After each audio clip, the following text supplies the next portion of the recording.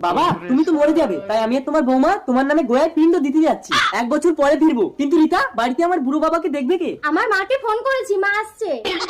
একটা বুড়োর সাথে তোমার মা এক ঘরে একা থাকবে, পাড়ায় কিন্তু কথা উঠবে।